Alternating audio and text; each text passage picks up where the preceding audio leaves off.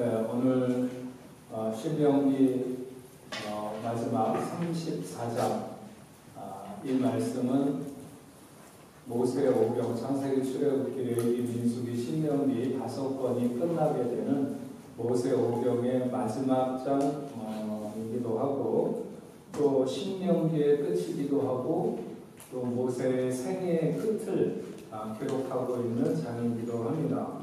모세는 느보산 비스가에 올라서 온 가나안 땅을 내려다보게 됩니다. 북쪽으로는 요단강이 시작하는 저 단이라고 하는 그 단이라는 곳에 가면 이렇게 샘이 막 솟아나가지고 요단강이 거기서부터 이렇게 시작해서 사해로 이렇게 흘러가게 되는데 어쨌든 그 단에 있는 길르앗 지방과 중부는 납달리, 에브라임, 므낫세 그리고 남쪽으로는 유다와 네겝, 여리고 계곡과 소알 평원까지 그래서 하나님이 이스라엘 백성에게 주시고자 약속하셨던 가나안 모든 땅을 다 이렇게 내려다 보이는 거의 대부분의 땅이 다 보이는 그곳에서 서게 된 것이죠. 다만 모세는 그들의 조상에게 하나님이 약속하신 그 땅을 보기는 하지만 들어가지는 못합니다.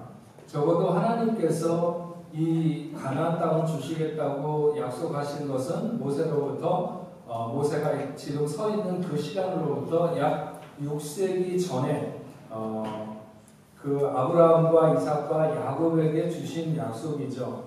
그 약속의 성취를 통해서 하나님이 그 백성에게 얼마나 신실한가. 왜냐하면 약속하신 이후에 6세기에 걸쳐서 그 성취를 이루시는 하나님도 성실하시고 또한 하나님께 헌신한다고 하는 사람들의 충성심 또한 얼마나 중요한가. 그 시간마다 아브라함이나 이삭이나 야곱이나 뿐만 아니라 나중에 모세에 이르기까지 하나님 앞에 신실하게 충성했던 사람들이 있었기 때문에 그 약속이 성취되는 이런 시간을 맞게 되는 것이죠. 하나님이 그에게 그렇듯 엄청나게 야단을 치시는 모세에게 야단을 치시는 것은 아니지만 모세가 언약의 공동체 앞에 여호와 하나님의 신성을 드러내야 되는 자신의 임무를 온전히 수행하지 못함으로 그는 눈앞에 보이는 약속의 땅을 결국 들어가지는 못하게 됩니다. 이스라엘 백성들은 모세보다 훨씬 불충분한 사람들임에 분명합니다. 하지만 모세는 그들의 지도자였고 지도자에게 요구하시는 하나님의 기준은 굉장히 엄격하고 높았습니다. 모세가 이스라엘 백성들을 이끌며 깨닫게 된 것은 우리 자신을 위하여 바라는 것들이 항상 최선은 아니라는 거예요. 내가 아무리 좋은 것을 원하는 것 같아도 그것이 하나님 보시기에 최선은 아니다. 하나님만이 단순히 우리가 원하는 것과 정말 우리에게 필요한 것의 차이를 아신다는 거죠. 우리는 무엇이든지 우리가 이것이 있었으면 좋겠다, 이것이 이루어졌으면 좋겠다 이런 원하는 것을 가질 수는 있지만 그러나 정말 우리에게 필요한 게 뭔가 하는 것은 하나님만이 아신다는 거죠. 신명기를 보면 전체적으로 6번 정도 모세가 가나안에 못 들어가는 것에 대한 아쉬움을 이렇게 드러냅니다. 하지만 결국 하나님이 아니다. 너는 가나안에 못 들어간다. 이렇게 하실 때 모세는 순순히 받아들이며 방향을 돌리게 되죠. 어떻게 해서든지 내가 원하는 쪽으로 하나님을 끌어당기려고 하는 이런 자세들을 가질 때 우리는 이 모세의 모습을 생각해야 합니다. 그리고 힘들여 애쓰고 수고했지만 아무것도 남는 것이 없는 것 같거나 다른 사람들은 수고의 열매를 취하고 성취감을 가질 때 나는 빈손인 것 같을 때도 있습니다. 사람들의 눈에 왠지 빈손인 것 같고 실패한 것 같이 보여도 하나님의 평가를 중요하게 여기며 잠잠히 그의 인도하심을 기다릴 줄 아는 사람이 되는 것. 이게 매우 중요하죠. 그럼에도 불구하고 그런 상황이 와도 소위 배신하지 않으며 끝까지 신실하게 갈 수 있는가? 나의 야망이나 목표가 아니라 주님이 목적이 되는 삶을 살아갈 수 있는가? 오늘 7절 말씀에 보면 모세가 세상을 떠날 때 분명히 그렇게 기록하고 있습니다. 모세가 죽을 때 나이 120세였으나 눈이 흐리지 아니하고 기력이 쇠하지 아니하였느니라. 그러니까 소위 늙어서 죽거나 아니면 노환으로 죽은 것이 아닙니다.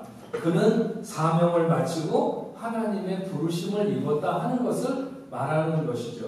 이것은 우리에게 많은 것을 생각하게 합니다. 얼마든지 자기가 원하는 것을 할 수 있는 힘이 아직까지는 남아있다는 것을 말하는데, 그러면 그가 하나님께 뭔가 자기가 원하는 것을 조금 더 구할 수도 있습니다.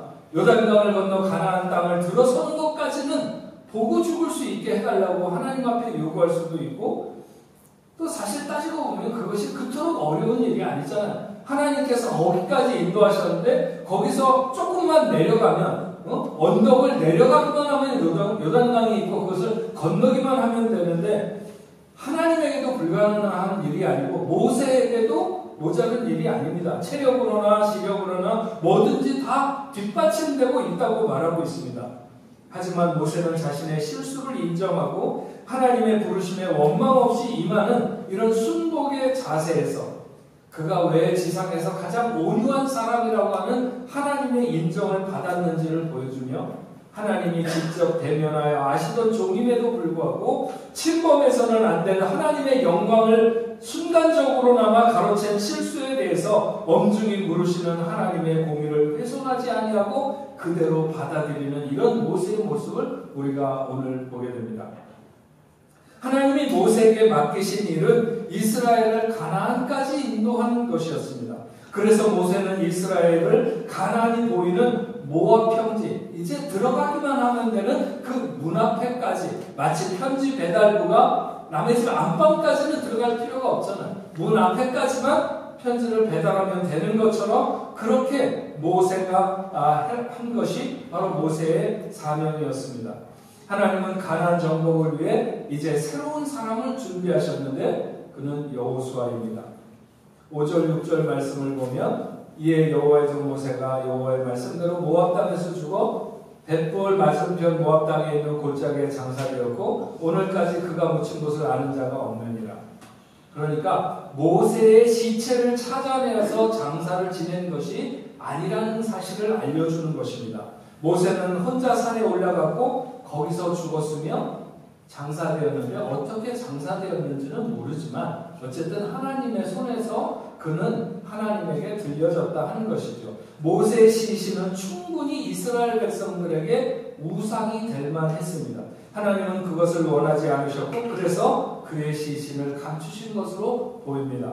하나님의 법궤라든지 아니면 성경의 원본이라든지 모세의 시신 이런 것들이 하나도 남겨져 있지 않은 것은 그런 것들이 모두 후대의 사람들에게 우상과 같이 떠받들어질 것을 아셨기 때문에 하나님은 그런 것들을 남기지 않으셨다. 이런 것들이 대부분의 공통적인 성경학자들의 견해입니다. 생물학적으로 보면 모세는 아직 죽지 않아도 되는 그런 환경이었습니다.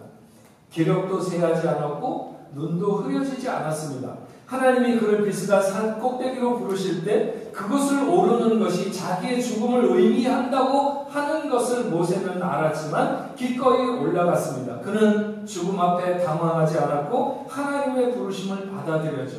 모세는 가나안을 하늘 왕국처럼 바라보면서 살아왔습니다. 그래서 그는 죽음을 안타까워하기보다는 하나님이 약속하신 하늘 왕국으로 입성하는 것으로 생각했고 그래서 기꺼이 기쁘게 그리고 감사함으로 받아들였을 것입니다. 아브라함과 이삭과 야곱은 그 옛날 가나안에서 살았지만 그들은 나그네 삶을 산다고 생각하며 살았고 오직 하늘 본향을 사모하면서 살았다고 히브리서와 빌립보서에서 기록하고 있습니다. 8절 말씀에 보면 이스라엘 자손이 모압 평지에서 모세를 위하여 애곡하는 기간이 끝나도록 30일을 애곡하니라 했습니다. 모세는 이스라엘의 위대한 영웅이죠. 하지만 그들의 신앙은 위대한 영웅을 세우신 하나님을 신앙하는 것입니다.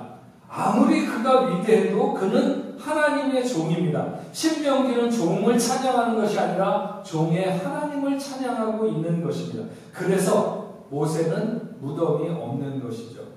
신명기는 죽은 자의 무덤을 성지로 꾸며놓고 경배하는 것을 엄격히 금합니다. 세계 역사를 보면 이런 역사는 비일비재하죠. 이집트의 문화가 다 그렇지 않습니까? 하지만 하나님은 그렇게 흘러가는 것을 원하지 않으셨습니다. 그래서 어쩌면 성경의 위대한 인물들, 다윗이나 혹은 사도 바울이나 예수님조차도 빈 무덤밖에는 남긴 것이 없는 것이죠. 뛰어난 인생들을 신격화하려고 하는 것에 대해서 유대인들은 늘 두려움을 가졌습니다.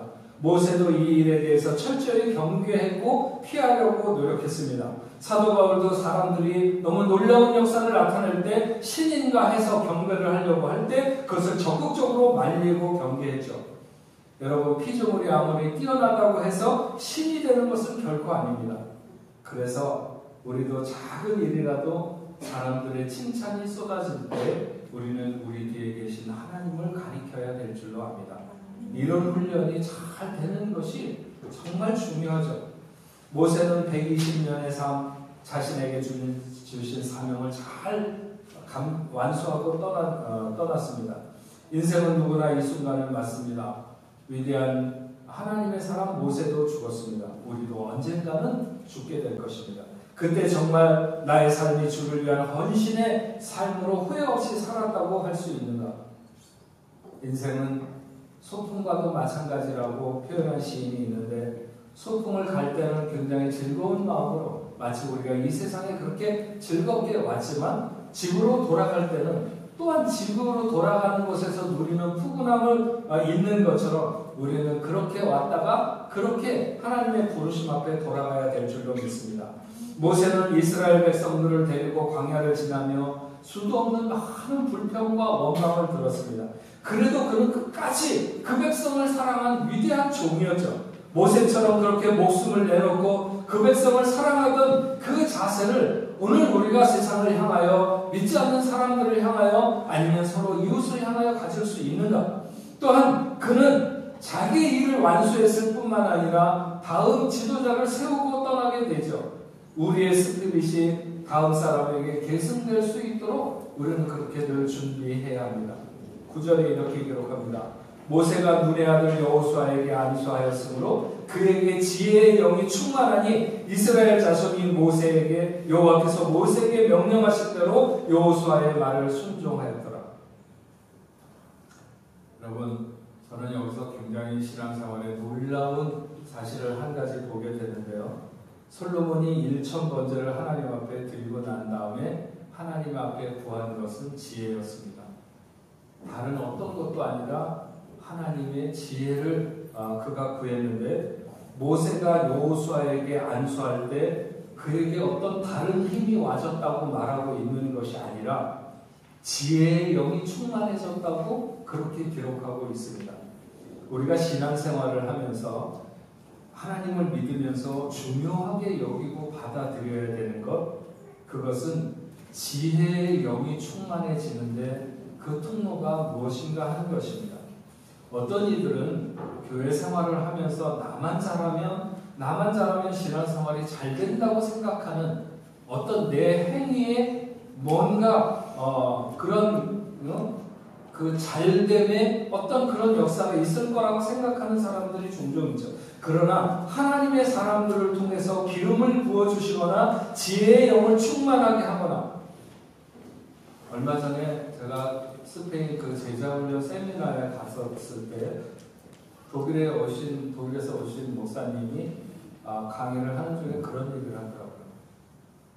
자기가 제자훈련을 하는데, 제자훈련을 하는 사람들이 깨달음과 결단을 하잖아요. 한 주일 동안 내가 어떻게 살았으면 좋겠다, 이렇게 하는데 그게 너무 안 된다는 거예요.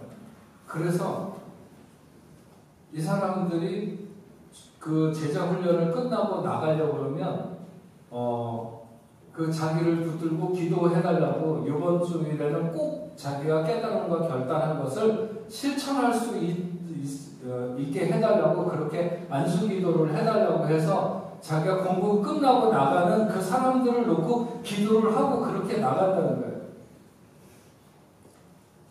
제가 그 이야기를 들으면서 그 성경 공부하는 친구들이 굉장히 중요한 원리를 알고 있다. 그런 생각이 들었어요. 신앙생활이 단지 저와 여러분들이 얼마나 잘하느냐에 있는 것이 아니라 얼마나 하나님의 은혜를 구하고 그 하나님에게 은혜가 어떻게 주어지는가 하는 것에 대해서 아는 것이라고 보는 거죠. 제가 여러분들 하나님 앞에서나 얼마나 신실한 종인가 아닌가 하는 것을 떠나서 하나님은 저를 통해서 여러분들에게 하나님의 기름 부음과 지혜의 영이 부어지도록 하신다는 것을 아는 것. 지금 여러분 이게 매우 중요한 신앙의 포인트라고 하는 것을 아시면 좋을 것 같아요. 제가 이렇게 우리 교회에서 보면 왜 처음 예수를 믿어가지고 이렇게 신앙이 성장하는 사람들 이렇게 보잖아요. 분들을 여기에도 우리 박기범 형 집사님 같은 분도 내가 교회 처음 들어올 때 기억이 있어요. 우리 집사님인데 처음 교회당 들어올 때 그 기억이 있는데 그 모습과 그 예수 안 믿는 자의 서늘한 모습 있잖아요. 여러분 아시는지 잘 모르겠지만 그런 거 있습니다. 근데 그럴 때 이렇게 들어온 걸 봤는데 지금 저분을 보는 거는 굉장히 놀랍습니다. 얼마나 이렇게 하나님 앞에 신실하게 본인은 계속 부족함을 안고 나가겠지만 그래도 목회자가 볼 때는 어떻게 저렇게 신앙이 잘 자라나 이런 생각이 들고 또 일부에 나오시는 집사님들 가운데 김태훈 집사님하고 김민희 집사님 그분도 마찬가지예요. 그분 처음에 왔을 때 기도하라고 그러니까 기도를 어떻게 하냐면 크리스마스 그때인데 하나님 요즘 크리스마스 때 그 많은 사람들이 이런저런 것들로 너무 하나님 앞에 기도하는 게 많을 텐데 얼마나 피곤하시냐고 그렇게 기도하던 사람. 근데 그분이 부부가 둘 다 박사들일 거예요 아마. 세계 최고의 지성이죠. 파스텔의 연구소에서 그렇게 연구하고 또 한 분은 OECD에서 근무하시는데 어쨌든 간에 근데 요즘 제자훈련을 하고 있는데 제가 보면서 너무 감사하다. 어떻게 저렇게 신앙이 성장해 갈까? 이런 느낌을 갖거든요. 근데 제가 어째서 저럴까? 그런 것을 이렇게 들여다 보면서 제가 한 가지 생각하는 것 중에 하나, 그 사람들이 그런 게 있어요. 뭔가 문제만 있으면 둘 다 와서 목사님 기도해달라는 거예요. 지금 한국에 남편 부모님이 아프신데 기도해달라고, 남편이 어디 출장 가는데 기도해달라고. 그러면서 그 부인이 계속 그런 일이 있을 때마다 그 남편을 같이 데리고 와가지고 같이 기도를 받고 여행을 가거나 아니면 무슨 일이 있거나 이런 거를 볼 때 저 마음을 하나님이 보시고 여러분 예수 믿는다는 게 아무리 가까운 사람이 설득을 하거나 이렇게 한다고 해서 그래서 돌아오는 게 아니에요.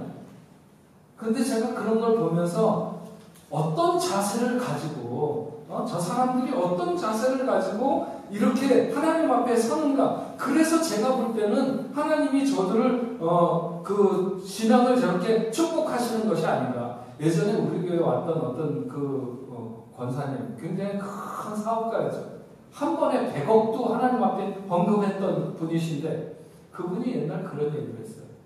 자기 목사님이 기도한다면 실제로 그랬대요. 홍콩의 그 공항 바닥에 자기가 신발을 벗고 무릎을 꿇고 앉았다고. 자기는 어디서든 제가 여기 호텔에 기도하러 갔을 때 그분은 역시 마찬가지로 그렇게 제가 그분이 볼 때는 얼마나 새파란 지금 조금 늙었지만 그때 새파란데 어쨌든 그런데도 불구하고 신발 벗고 딱 무릎 꿇고 앉아서 하나님 앞에 기도받기를 원하는 그 사람께서 축복하시는 것이 아닐까.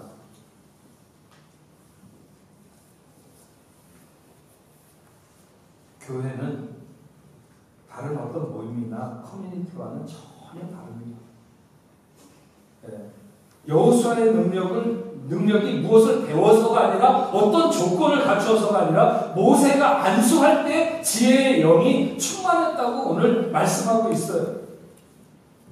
제가 뽕네포 교회 목회자로 여러분들에게 무엇을 여러분을 위해서 무엇을 할 수 있을까요? 주의 이름으로 안수하는 것, 그것보다 더 큰 일이 있을까요? 주의 종으로 여러분을 위해서 기도하는 것, 실제로 손을 얹어서 기도하는 것, 그것보다 더 중요한 사역은 없을 거다. 주의 이름으로 여러분을 위해서 기도하는 것보다.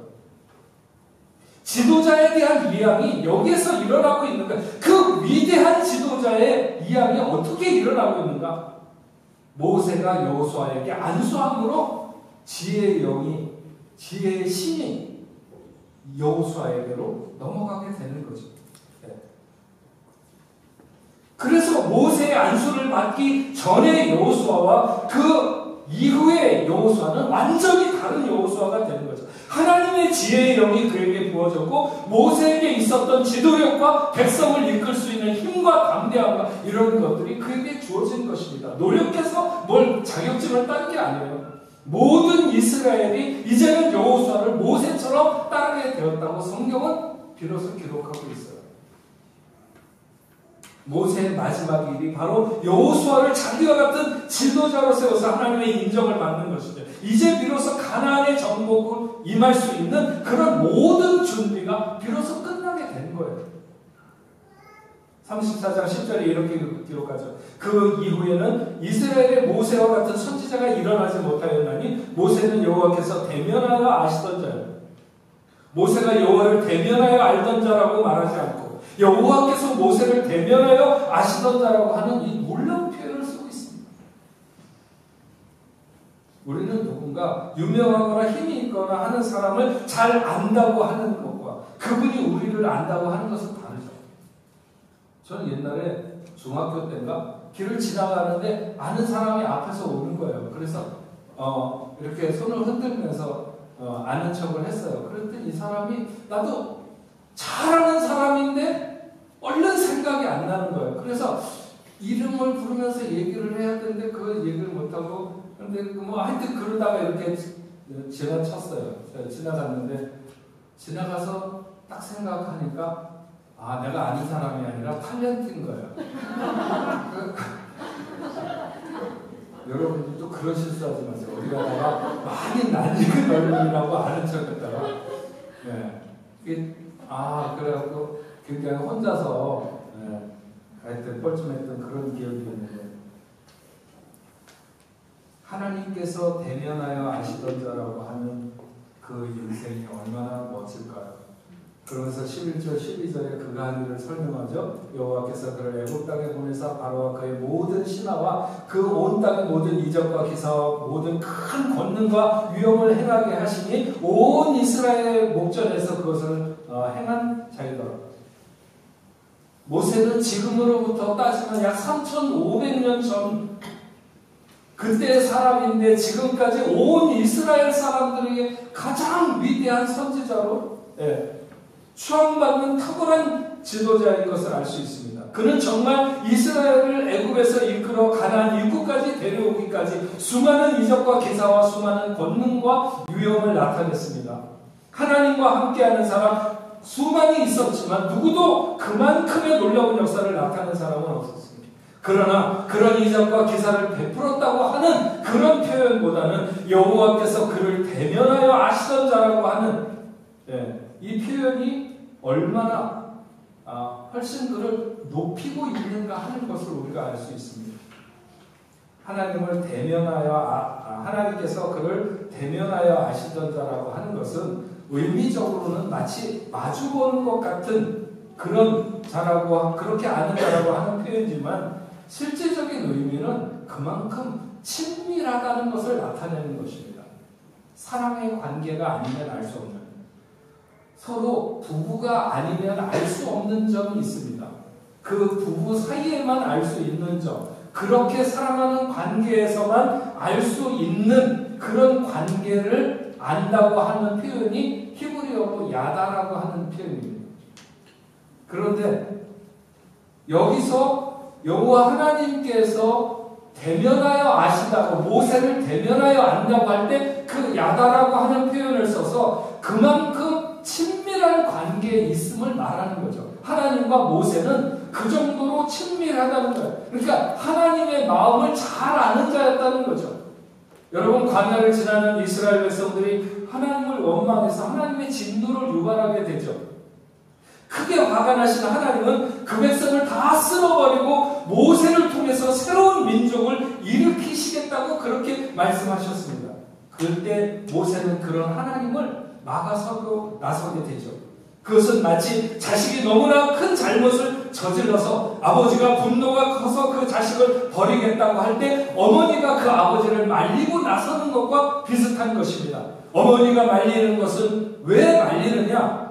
아버지의 마음을 알기 때문에 말리는 것입니다. 아버지가 분노하는 마음이 있어서 자식을 불같이 야단치고 있지만 말은 그 자식을 오적에서 파버리겠다고 그렇게 말하고 있지만 그 자식을 정말 그 자식이 망하거나 아니면 아버지가 자식을 버리기를 원하는 것이 아니라는 사실을 그 중심을 부인은 어머니는 알기 때문에 말리는 것이죠. 하나님이 이스라엘에 불같이 화를 내고 계시지만 그 중심의 그 백성을 향한 사랑이 얼마나 큰지를 모세가 알기 때문에 그는 자신의 생명을 걸고 하나님을 막아서고 있는 것입니다. 그 정도로 하나님을 알았다는 거죠. 그것이 바로 대면하여 아는 야다라고 하는, 우리가 하나님과 얼마나 친밀한 삶을 사는가. 우리도 모세처럼 하나님을 대면하여 알 수 있는가? 그렇다면 우리가 무엇을 더 이상 바랄 것이 있겠습니까?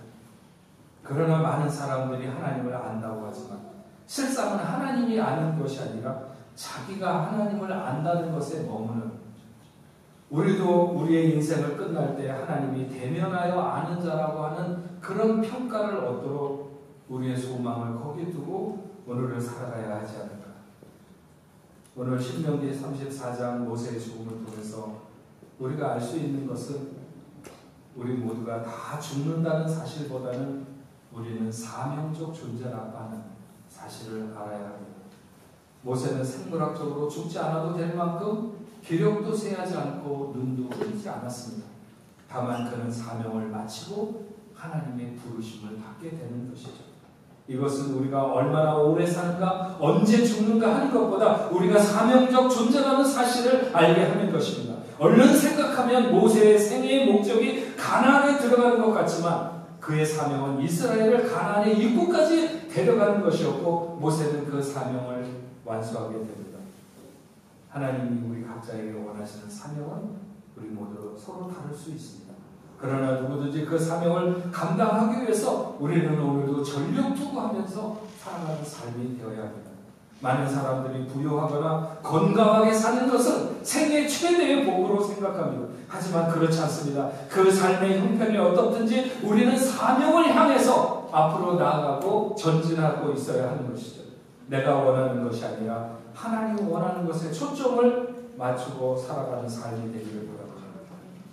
모세의 지도력이 여호수아에게 이양되는 모습에서 우리가 분명히 알아야 하는 것이 있다면 모세의 안수로 여호수아에게 지혜의 신이 부어졌다고 하는 것이죠. 신앙의 본질은 하나님이 그 영을 부으시는 곳에 하나님의 역사가 일어난다고 하는 것이죠.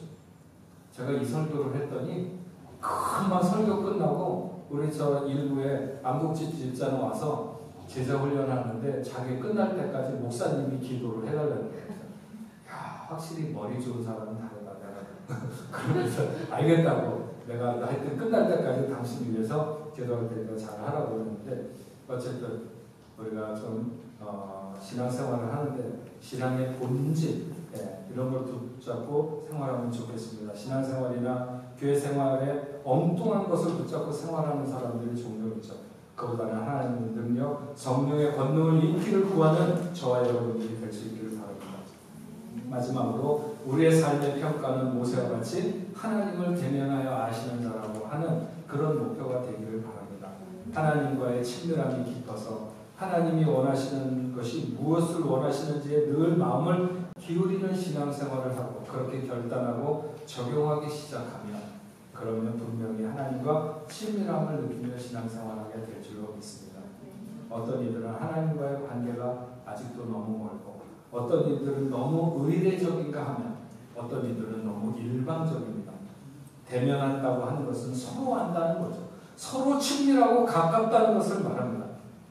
여러분 역대하 11장에 보면 다윗의 신하 3명이 베들레헴 성문 곁에 있는 우물 샘에 가서 물을 길어서 다윗에게 가져다 준 기록을 하고 있습니다. 당시 베들레헴은 블레셋의 수중에 있었고 거기를 뚫고 들어가서 물을 길어오는 것은 목숨을 걸어야 하는 일이었습니다. 그리고 다윗은 자기 신하들에게 그 물을 길어오라고 말하지도 시키지도 않았습니다. 다만 다윗은 어린 시절 자기가 양떼를 치다가 베들레헴으로 돌아오게 될 때 그 성문 곁에 그 샘에서 물을 마시던 것을 기억하고 그렇게 시원하게 한번 저 물을 마셨으면 좋겠다고 자조적인 한탄을 했죠. 하지만 자기들의 주군의 마음을 이루어 드리고 싶은 그 자기의 주군이 저렇게 소원하는 것을 정말 지나가는 것이라도 들어주고 싶은 그 신하들이 목숨을 걸고 가서 그 성문 곁에 있는 샘에서 물을 길어오게 되는 거죠. 다윗은 그것이 물이 아니라 신하들의 피인 것을 알고 그것을 쏟아서 하나님께 드리죠. 다윗의 신하들은 다윗에게 야단을 맞았을 것입니다. 너무나도 너희들이 무모한 짓을 했다고. 하지만 그래도 그들의 중심을 알았기 때문에 다윗은 죽기 전에 자기의 생애에 좋았던 사람들을 기억하면서 이 세 사람을 다시 기억하고 있는 것을 알 수 있습니다. 우리가 하나님 마음에 초점을 맞추고 있으면 하나님이 무엇을 원하시는지를 압니다. 그것이 때때로 우리의 위험을 감수하게 하거나 우리의 희생을 원하는 일이 있어도 우리는 나서지 않을 수가 없는 것이죠. 여러분, 신명기를 끝내면서 우리가 말씀을 철저하게 붙들면 우리가 오늘 이 시대 속에서도 하나님의 구속사를 이루어 간다고 하는 사실을 잊어서는 안 됩니다. 사실 신명기를 1장서부터 34장까지 1년을 넘게 제가 이 말씀을 전했는데 이게 각 장마다 설교를 다 들은 사람은 많지 않을 것입니다. 여러분 조금 지루할 수도 있고 힘들 수도 있었겠지만 그래도 끝까지 시간마다 말씀에 집중해서 우리가 신명기를 다 끝내게 되었습니다. 하나님의 말씀 그 뜻을 중심에 두고 우리는 늘 되새김질하는 저와 여러분들이 되어야 됩니다. 모든 것에는 시작이 있고 끝이 있습니다. 천지 만물이 하나님으로 인하여 시작되었고 또 어느 나라가 그분의 손에 의해서 거두어지는 날이 있을 것입니다. 오늘 신명기가 끝나고 모세의 생이 끝나지면서 하나님이 모세에게 평가하신 것처럼 여호와께서 대면하여 아시는 자라고 하는 그런 평가와 같이 저와 여러분들도 우리의 생을 끝나게 될 때 여호와께서 대면하여 아시던 자 누구누구라고 하는 이런 평가를 받을 수 있는 저와 여러분들이 될 수 있기를 바라고 사명을 향해서 오늘도 달려갈 수 있는 믿음의 성도들이 다 되기를 주의 이름으로 축원합니다. 우리 같이 오늘 말씀 생각하면서 괴로울 때 주님의 얼굴을 보라, 평화의 주님 바라보아라, 세상에서 시달린 친구들아 위로의 주님 바라보아라, 눈을 들어 주를 보라, 내 모든 염려 주께 맡겨라, 슬플 때에 주님의 얼굴을 보라, 사랑의 주 안식 주기. 우리 같이 찬양하면서 오늘 결단하도록 하겠습니다.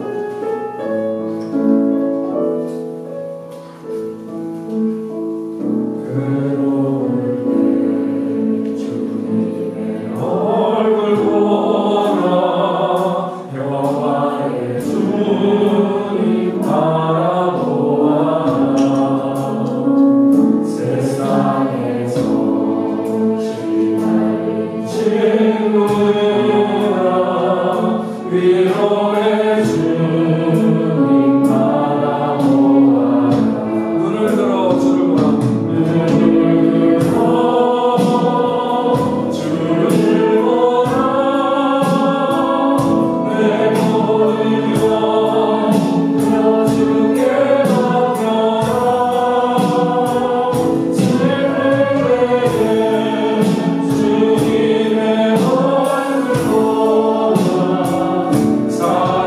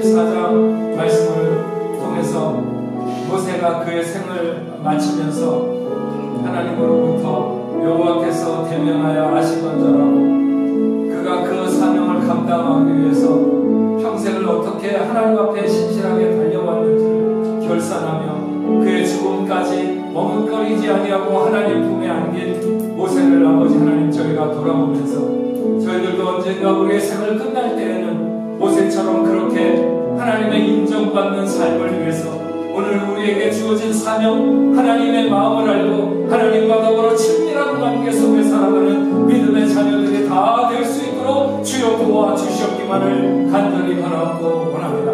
그래서 아버지 하나님, 저들을 통해서 이 땅에 하나님이 이루시고자 하시는 모든 뜻을 온전히 이룰 수 있는 그런 사명자들도 한 사람도 빠짐없이 그렇게 살아가도록 주여 도와주시옵시며 이 시대에 아버지 하나님 주신 이 교회를 중심으로 아버지 하나님 믿음의 자녀들이 아버지 하나님 감당하는 사명을 통해 하나님의 큰 영광을 돌릴 수 있는 귀한 역사 있도록 주님 도와주시옵기만을 간절히 바라고 원합니다. 하나님, 오늘도 당신의 사랑하는 자녀들이 하나님 앞에 예배하며 귀한 예물을 구별하여 올려드렸습니다.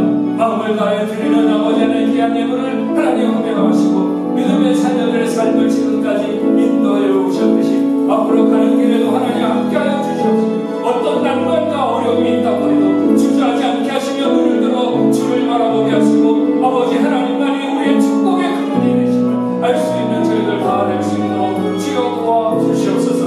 믿음의 자녀들이 경영하는 사업과 가정과 직장과 하는 모든 일들 위해 학업에도 하나님 함께하여 주셔서 그 모든 것을 통해서 부으시는 하나님의 은혜를 풍족하게 누리며 하나님의 복을 감사하며 살아갈 수 있는 하나님의 자녀들 되게 하여 주옵소서.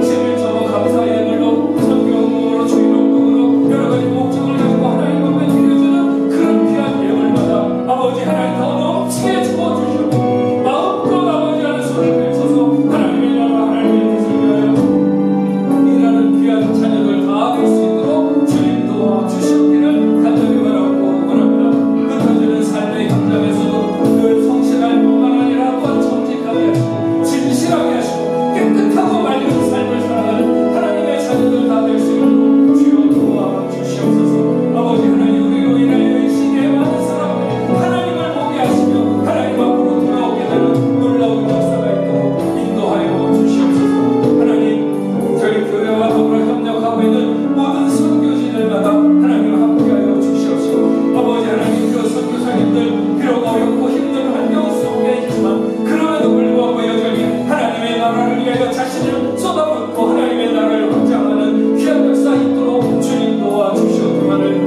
간절히 바라고 원합니다. 아버지 하나님, 오늘은 2월의 아버지 하나님 치료주일입니다. 당신을 사랑하는 자녀들 아버지 하나님, 어떤 질병과 어떤 힘겨움과 어떤 아픔 가운데 있어도 아버지 하나님 이 시간 어떤 연약함을 가지고 주님 앞에 나왔는지 이 시간 주님 역사하여 주셔서 저들을 아버지 하나님 깨끗하게 하시고 아버지 하나님 저들을 온전하게 하시고 아버지 하나님 건강하게 하시되 아버지 하나님 우리의 육체가 아버지 하나님 건강하지 못해서 우리의 마음이 낙심되거나 무너지는 일이 없도록 주여 도와주시옵시고 아버지 하나님 건강한 아버지의 육체를 가지고 마음껏 뛰며 하나님 앞에 영광 돌릴 수 있도록 주여 저들을 보호하시고 아버지 하나님 이 시간에 머리끝부터 발끝까지 저들의 피부에서부터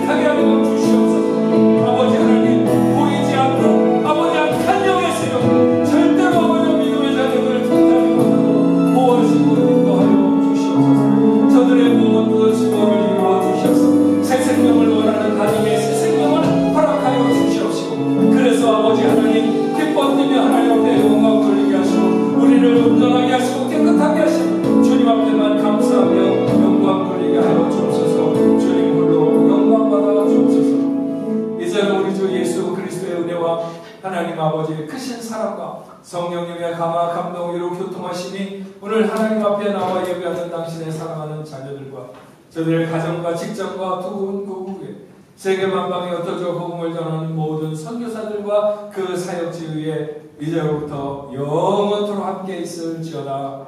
아멘.